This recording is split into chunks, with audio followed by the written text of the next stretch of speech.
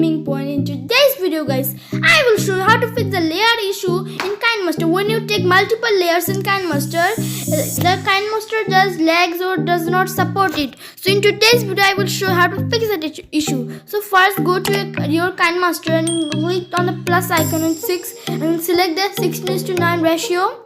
And suppose I will take a photo. Okay, suppose guys I will take a photo and then I will click on layer and image, and when I take another photo guys, suppose this photo, okay, it works.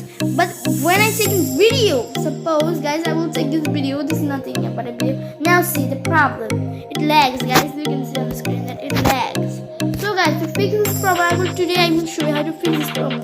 So go back and click on the settings on Kinemaster and click on the first program, click on the advanced and experimental settings in Kinemaster and click on continue anyway.